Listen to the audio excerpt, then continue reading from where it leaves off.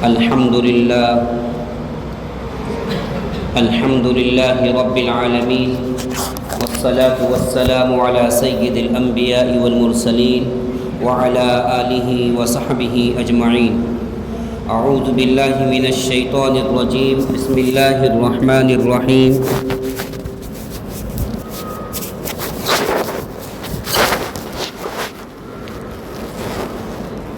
الذين آمنوا ولم يلبسوا إيمانهم بظلم أولئك لهم الأمن وهم مهتدون. صدق الله العظيم وصدق رسوله النبي الكريم، ونحن على ذلك لمن الشاهدين والشاكرين، والحمد لله رب العالمين. اللهم صل على سيدنا محمد وعلى آل سيدنا محمد وبارك وسلم. اللهم صل على سيدنا محمد وعلى آل سيدنا محمد وبارك وسلم.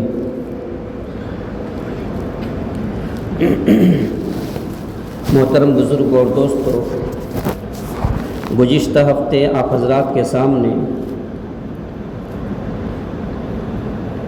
بات یہاں تک پہنچی تھی،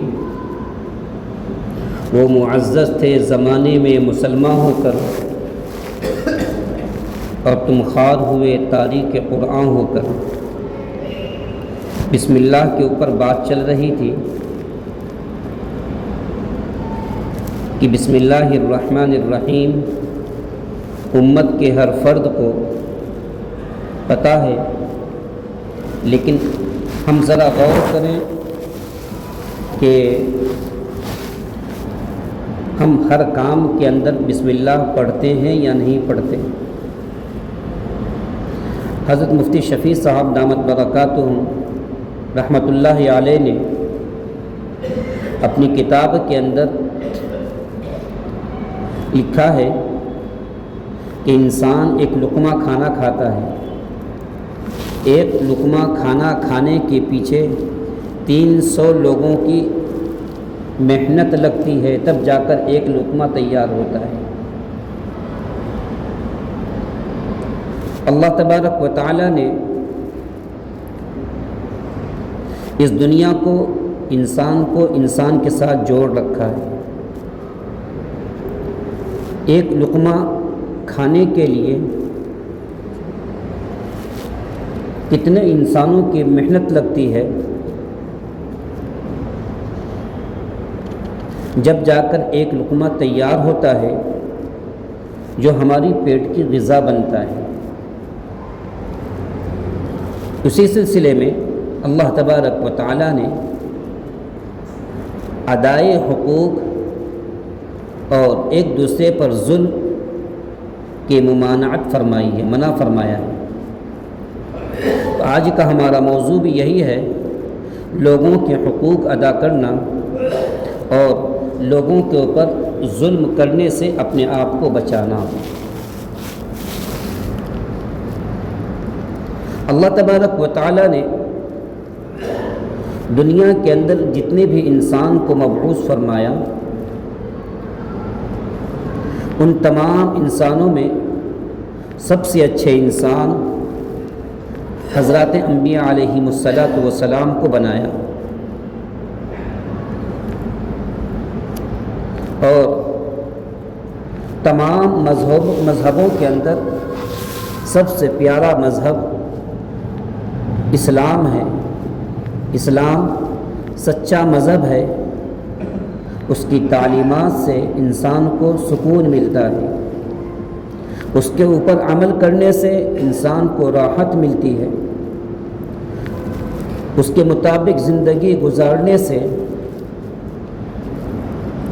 انسان کی زندگی کے اندر چین اور سکون آتا ہے. غالباً برطانیہ کے اندر ایک ڈاکٹر تھا، اسپیشلسٹ ڈاکٹر تھا. ایک مرتبہ جتنے بھی مسلمان اس کے پاس علاج کے سلسلے میں جاتے، وہ ہر مسلمان سے یہ اعتراض کرتا، قرآن کے اوپر اعتراض کرتا، کئی مسائل کے اوپر اعتراض کرتا، لیکن مسلمانوں کے پاس علم نہ ہونے کی وجہ سے کوئی تسلی بخش اس کو جواب نہیں دے سکتا۔ آج مسلمانوں کی سب سے بڑی کمزوری یہی ہے کہ دینی تعلیم سے ناآشنا ہے۔ دینی تعلیم کا جتنا علم ان کے پاس ہونا چاہیے تھا وہ ان کے پاس نہیں ہے۔ اسی وجہ سے ڈاکٹر کو کوئی مطمئن نہیں کر سکا، سب نے اس کے ہاں میں ہاں ملا کر خاموشی اختیار کی۔ ایک مرتبہ شاہ فیصل جو عرب کے بادشاہ تھے، وہ بھی علاج کے سلسلے میں اس ڈاکٹر کے پاس جانا ہوا۔ شاہ فیصل کے علاج کے دوران اس ڈاکٹر نے جو مسلمانوں کو جو اعتراض کیا تھا، مسلمانوں سے جو سوالات کیے تھے قرآن کے متعلق، کتابوں کے متعلق، اسلام کے متعلق، مذہب کے متعلق، تو اس نے شاہ فیصل کو بھی علاج کے دوران سوالات کر لیے اور اس نے کہا کہ میں نے قرآن کریم کا مطالعہ کر لیا ہے۔ شاہ فیصل نے اس کو جواب دیا، تم نے قرآن کریم کا کس چیز کا مطالعہ کیا ہے؟ تم نے قرآن کریم کے ترجمے کا مطالعہ کیا ہے، اور ترجمے کا مطالعہ کر کے ترجمے کو پڑھ کر تمہیں قرآن کریم کے اوپر اعتراض کرنا صحیح نہیں ہے۔ تم ایسا کرو، قرآن کریم پڑھو اور اس کے بعد قرآن کی تفسیر پڑھو، اس کے بعد آپ کوئی اعتراض کرنے کے حقدار ہوتے ہیں۔ اتنا بڑا ڈاکٹر، اس نے اپنے لیے ایک 2 سال کا وقت نکالا، 2 سال کا وقت نکال کر اس نے عربی سیکھی، قرآن کریم سیکھا۔ قرآن کریم پڑھتے پڑھتے وہ ڈاکٹر کیا ہو گیا؟ مسلمان ہو گیا۔ اندازہ لگائیے، اللہ تبارک و تعالیٰ نے مذہب اسلام کے اندر وہ محبت رکھی ہے، وہ سکون رکھا ہے، جب انسان صحیح دل سے اس کو پڑھتا ہے اللہ تبارک و تعالیٰ اس کو ہدایت سے نواز دیتے ہیں۔ پڑوسی ملک کے اندر، پاکستان کے اندر کسی مسئلے کے بارے میں ایک عالم کے ساتھ مولانا فضل الرحمان جو ابھی وہاں کے صدر ہیں، علماء کے صدر ہیں، ان کے والد صاحب کے ساتھ میں ججوں کی حجت بازی ہو گئی کسی مسئلے کے بارے میں۔ جب مسئلے کے متعلق ججوں نے اپنا فیصلہ سنانا شروع کیا، کہا کہ ہم نے بھی قرآن کریم کا مطالعہ کیا ہے، ہم نے بھی اسلامی کتابیں پڑھی ہیں اور مسئلہ ایسا نہیں ایسا ہے، تو حضرت مولانا فضل الرحمان صاحب کے والد صاحب نے ان ججوں کو کہا کہ قرآن کی تفسیر کرنے کے لیے علماء کرام نے 15 علوم کا جاننا ضروری لکھا ہے۔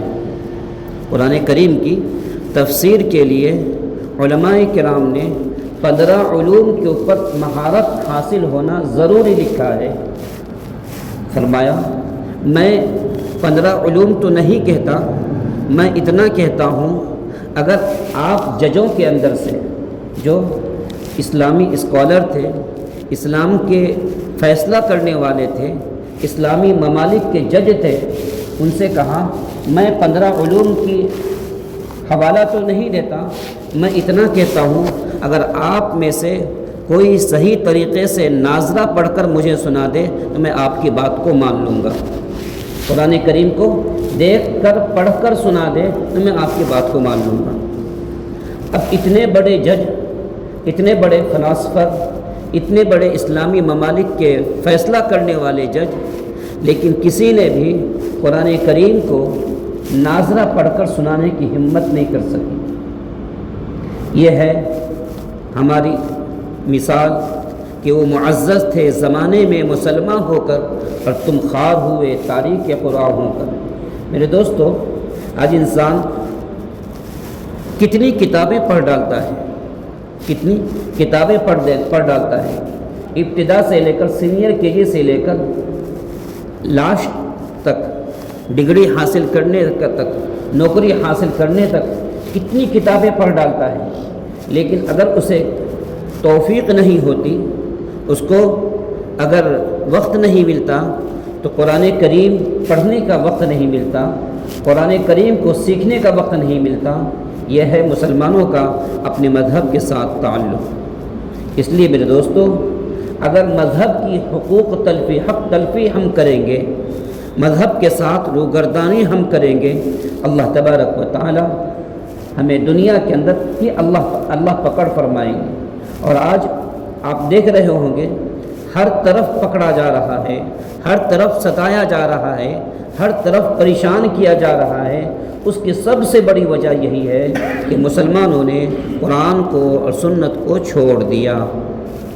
جناب محمد رسول اللہ صلی اللہ علیہ وسلم وصال کے وقت میں آپ نے فرمایا تھا، ترکت فیکم امرین، میں تمہارے لیے دو چیزیں چھوڑ کر جا رہا ہوں، ایک قرآن کو چھوڑ کر جا رہا ہوں، ایک سنت رسول کو چھوڑ کر جا رہا ہوں۔ کل گزشتہ نکاح کے اندر بھی میں نے یہی کہا تھا، آج نوجوان بچے، گھر کے سربراہ، گھر کے ماں باپ اپنی بچیوں کو قرآن کریم صرف اس لیے پڑھاتے ہیں کہ رشتے کے وقت میں لوگ پوچھتے ہیں کہ قرآن پڑھی ہوئی ہے یا نہیں، نماز پڑھنا جانتی ہے یا نہیں جانتی، صرف اس لیے پڑھاتے ہیں۔ اگر لڑکی والے بھی سوال کرنا شروع کر دیں، لڑکا قرآن کریم پڑھا ہوا ہے یا نہیں، لڑکا نماز پڑھتا ہے یا نہیں، لڑکا کام کرتا ہے یا نہیں، اگر لڑکی والے بھی پوچھنا شروع کر دیں، اللہ کی ذات سے امید ہے کہ مسلمانوں کے اندر قرآن کریم پڑھنے کا رواج عام ہو جائے گا۔ مسلمان قرآن تو پڑھتے ہیں، کتنا قرآن صحیح پڑھنے والے ہیں؟ آپ صلی اللہ علیہ وسلم نے فرمایا، رب کاسیات عاملات ممیلات، نہیں، آپ صلی اللہ علیہ وسلم فرمایا بہت سارے رب قاسیات، آپ صلی اللہ علیہ وسلم نے فرمایا، اس حدیث کا مفہوم یہ ہے کہ بہت سارے قرآن کریم پڑھنے والے ایسے ہیں کہ قرآن کریم ان کے اوپر لعنت کرتا ہے، قرآن کریم ان کے اوپر لعنت کرتا ہے۔ اس کا مطلب یہ بھی نہیں سمجھ لینا چاہیے کہ بھائی اب ہمیں صحیح طریقے سے قرآن کریم پڑھنا نہیں آتا، ہم قرآن کریم پڑھنا چھوڑ دیں، نہیں۔ اللہ نے جیسا قرآن کریم پڑھنے کی توفیق دی ہے، ہمیں قرآن کریم ویسا پڑھنا چاہیے اور پڑھنے کی کوشش کرنا چاہیے، لیکن ساتھ ساتھ ہمیں اس بات کی طرف بھی توجہ کرنا چاہیے کہ ہم اپنے بچوں کو صحیح قرآن کریم پڑھانے کی کوشش کریں۔ دوسری تعلیم کے ساتھ ساتھ پہلے ہم اپنے بچوں کو اپنے مذہب کی تعلیم دیں۔ جب مذہب کی تعلیم دیں گے، دین کی تعلیم دیں گے، اللہ کا ڈر اس کے اندر بٹھائیں گے، تو خود بخود اس کے دل کے اندر اللہ کا ڈر آئے گا، اس کے اندر امن اور شانتی کے والے جذبے پیدا ہوں گے۔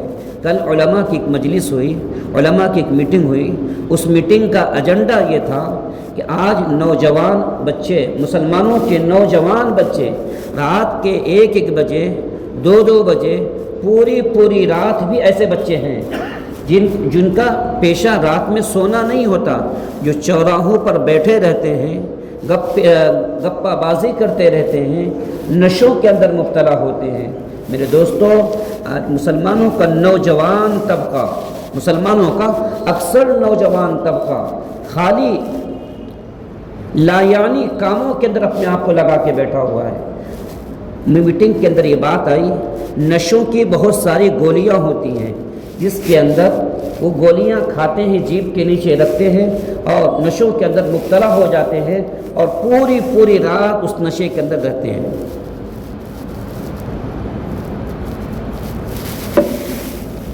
حتیٰ کہ ڈیلیوری کرانے کے لیے، ولادت کرانے کے واسطے ڈاکٹر حضرات جو گولی عورت کی بچہ دانی کے اندر ڈالتے ہیں، عورت کی بچہ دانی کے اندر رکھتے ہیں، وہ گولیاں بھی مسلمانوں کا مسلمانوں کے نوجوان بچے کیا کرتے ہیں؟ نشے کے طور پر استعمال کر رہے ہیں۔ میرے دوستو، نشہ کیسا بھی ہو، نشہ چاہے گولیوں کا ہو، نشہ چاہے افیم کا ہو، نشہ کیسا بھی ہو، نشہ حرام ہے۔ چاہے جناب محمد رسول اللہ صلی اللہ علیہ وسلم نے فرمایا کل مسکر حرام، کل مسکر حرام۔ جب ہمارے پاس دین کی تعلیم نہیں رہیں گے تو ہم ہر ایک کا حقوق پامال کرنے لگیں گے۔ رات کو اللہ تبارک و تعالیٰ نے عبادت کے واسطے پیدا فرمایا، رات کو اللہ تبارک و تعالیٰ نے آرام کے واسطے پیدا فرمایا۔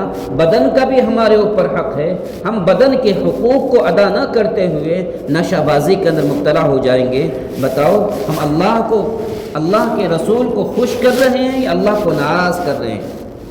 بعض علماء نے تمباکو کھانے کو مکروہ لکھا ہے، ناپسندیدہ۔ مکروہ کے معنی ناپسندیدہ عمل، ناپسندیدہ۔ ایک طرف کچھ علماء تمباکو کو ناپسندیدہ لکھ رہے ہیں، لیکن ایک طرف جناب محمد رسول اللہ صلی اللہ علیہ وسلم فرما رہے ہیں کل مسکر حرام، ہر نشہ لانے والی چیز کیا ہوتی ہے؟ حرام ہوتی ہے۔ اب بتائیے عالم کی بات مانیں گے کیا جناب محمد رسول اللہ صلی اللہ علیہ وسلم کی بات مانیں گے؟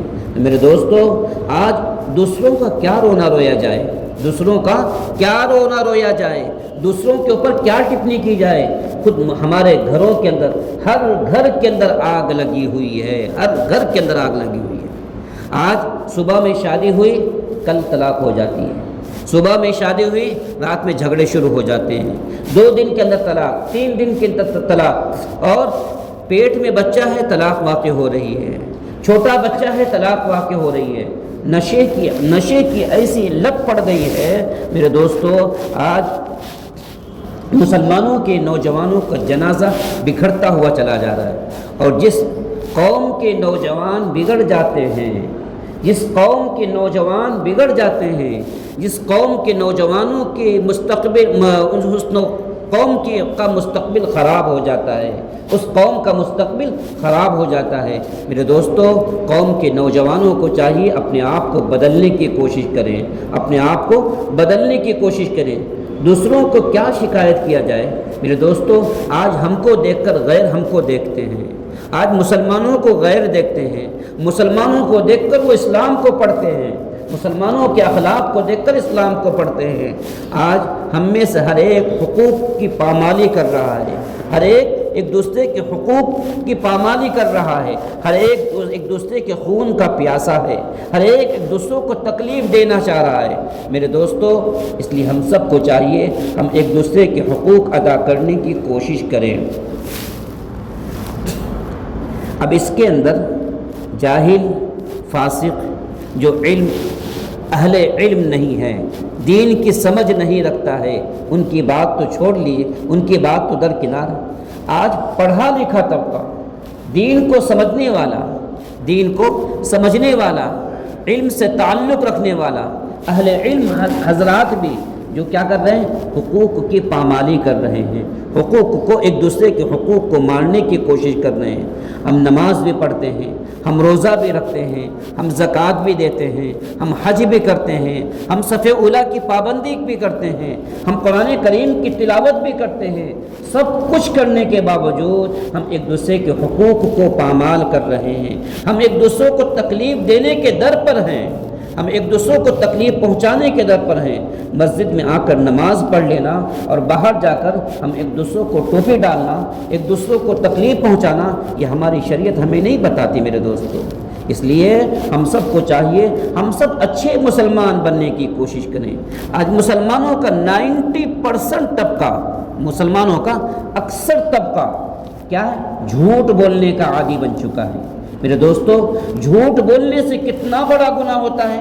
جناب محمد رسول اللہ صلی اللہ علیہ وسلم نے فرمایا، جب انسان جھوٹ بولتا ہے، جھوٹ بولنے کی وجہ سے فرشتے 70 میل دور چلے جاتے ہیں، اس کی بدبو کی وجہ سے آپ بولیں گے جھوٹ بولنے سے کیا بدبو آتی ہے، برش نہیں کریں گے تو بدبو آئے گی، دانت میں خلال نہیں کریں گے بدبو آئے گی۔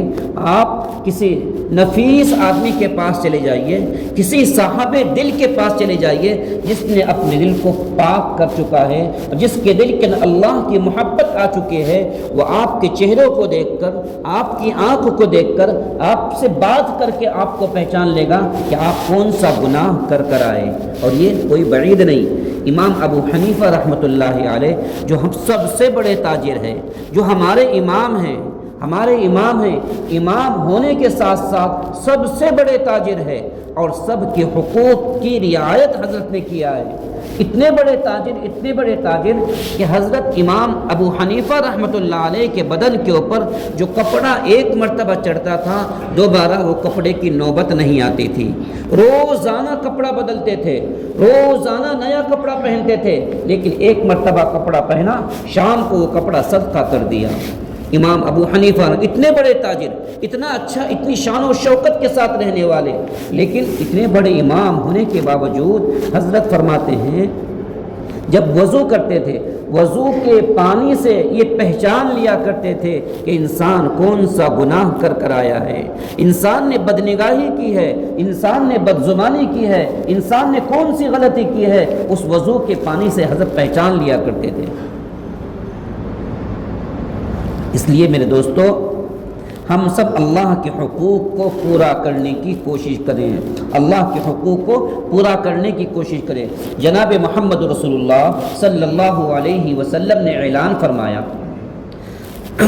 المسلم من سلم المسلمون من لسانہ و یدہ، مسلمان وہ ہے جس کے ہاتھ سے جس کی زبان سے دوسرا مسلمان محفوظ رہے۔ اب بتائیے، مسلمانوں کے ذمے دو حق ہیں، ایک اللہ کے حقوق، ایک بندوں کے حقوق۔ دیکھیے اللہ کے حقوق کیا ہے؟ نماز پڑھنا، روزہ رکھنا، زکوٰۃ دینا، حج کرنا، یہ اللہ کے حقوق ہے۔ اگر بڑی اللہ والوں نے کہا ہے، اس لیے میں آپ کو نقل کر رہا ہوں، آپ کو اعتراض نہیں ہونا چاہیے۔ اللہ والوں نے فرمایا اگر انسان کے پاس نماز کم ہے، انسان کے پاس زکوٰۃ میں دینے کے اندر کوتاہی کی ہے، حج کرنے کے اندر کوتاہی کی ہے، یہ سب اللہ کے حقوق ہے، اللہ چاہے گا تو معاف فرما دے گا، اگر انسان نے اپنے ایمان کو بچا کر صحیح طریقے سے لے کر چلا گیا، اللہ کے اوپر یقین کو بچا وحدانیت کی دولت سے مالا مال ہو کر چلا گیا، اللہ چاہے گا تو معاف فرما دے گا۔ لیکن اگر ہم نے بندوں کے حقوق مارے ہیں، بھائیوں کے حقوق مارے ہیں، پڑوسیوں کے حقوق مارے ہیں، رشتہ داروں کے حقوق مارے ہیں، تو اللہ تبارک و تعالی ذرہ برابر معاف نہیں فرمائے گا۔ میرے دوستو، اس لیے ہر ایک کے حقوق ادا کرنے کی کوشش کرنا چاہیے۔ آج اگر کہا جائے آج پوری مسجدوں کے اندر، مسجد کے اندر جو امام امامت کرتے ہیں، وہ امامت کرتے ہیں، مسجد کی جو کمیٹیاں ہیں وہ مسجد کی دیکھ بھال کے لیے ہوتی ہے، مسجد کی خادمین کی دیکھ بھال کی ہوتی ہے۔ آج پوری مسجدوں کا سروے کر لیجئے، آج اماموں کی تنخواہ کے متعلق لوگوں کا کیا رویہ ہے۔ صرف اپنی مسجد کی بات نہیں کر رہا ہوں، تمام کی تمام مسجدوں کی بات کر لیجئے۔ آج اماموں کو جو تنخواہ ہم دیتے ہیں ایک بھنگی سے بھی کم تر درجے کی تنخواہ ہے۔ اب بتائیے، کیا کمیٹیوں کے پاس پیسہ نہیں ہے؟ کیا مسلمانوں کے پاس پیسہ نہیں ہے؟ مسلمانوں کے پاس بہت پیسہ ہے، کمیٹیوں کے پاس بہت پیسہ ہے، مسجدوں کے پاس پیسے بھرے ہوئے ہیں، لیکن اماموں کو تنخواہ دینے کے اندر کتنی بڑی کوتاہی ہو رہی ہے۔ میرے دوستو، اللہ تبارک و تعالی معاف نہیں فرمائے گا۔ جو ممبر رسول کو سنبھالنے والا ہے، ممبر رسول کی نیابت کرنے والا ہے، جناب محمد رسول اللہ صلی اللہ علیہ وسلم نے اپنی پوری زندگی میں امامت کے فریضے کو ادا کیا ہے۔ اب امامت کے فریضے کو ادا کرنے والے کے ساتھ مسلمانوں کا یہ رویہ ہوگا، مسلمانوں کا یہ سلوک ہوگا کہ مسلمان اس کو تنخواہ دینے کے اندر کنجوسی سے معاملہ کرے گا، مسلمان اس کو صحیح طریقے سے تنخواہ نہیں دے گا، تو کل قیامت کے دن اللہ تبارک و تعالی کمیٹیوں سے بھی باز پرس کرے گا۔ اس لیے میرے دوستو سوچنا چاہیے، اللہ ایک غلطی پر پکڑ کرتے ہیں، پوری مسجدوں کا ہمارا یہی حال ہے، ہر امام کا رونا یہی رونا ہے میرے دوستو۔ آج لوگ کہتے ہیں امام کے کپڑے بہت اچھے ہیں، آج لوگ کہتے ہیں امام کا عطر بہت اچھا ہے، امام کے کپڑوں کو دیکھ کر ہم امام کے اوپر اعتراض کرنا شروع کر دیتے ہیں، امام کی چال ڈھال کو دیکھ کر اماموں پر اعتراض کرتے ہیں، علماء کے رہن سہن کو دیکھ کر ہم اس کے اوپر اعتراض کرتے ہیں اور کہتے ہیں اماموں کی تنخواہ میں اللہ نے بہت برکت رکھی ہے۔ ارے برکت رکھی ہے تو برکت والی تنخواہ لے جاؤ اور اپنی تنخواہ اماموں کو دے کر چلے جاؤ، پھر دیکھیں کتنی برکت ہوتی ہے۔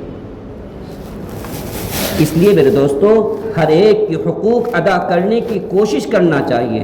جہاں ہم اماموں کے حقوق دیکھتے ہیں، رشتہ داروں کے حقوق بھی ادا کریں، بھائیوں کے بھی حقوق ادا کریں، پڑوسیوں کے بھی حقوق ادا کریں۔ اللہ تبارک و تعالیٰ نے ہمیں دیا ہے تو ہمیں دینے کے اندر کنجوسی نہیں کرنا چاہیے۔ میرے دوستو جناب محمد رسول اللہ صلی اللہ علیہ وسلم نے فرمایا، حضرت ابو ہریرہ رضی اللہ تعالیٰ عنہ کی روایت ہے، حضرت ابو ہریرہ رضی اللہ تعالیٰ عنہ فرماتے ہیں کل قیامت کے دن جناب محمد رسول اللہ صلی اللہ علیہ وسلم نے فرمایا، جانتے ہو مفلس کسے کہتے ہیں؟ جانتے ہو مفلس کسے کہتے ہیں؟ غریب انسان جس کے پاس کچھ نہیں، جس کے پاس کچھ نہیں۔ فرمایا مفلس وہ ہے جس کے پاس درہم اور دنانیر نہیں ہے، جس کے پاس پیسہ نہیں ہے، جو کھانے کا محتاج، جو پینے کا محتاج، اس کو کہتے ہیں۔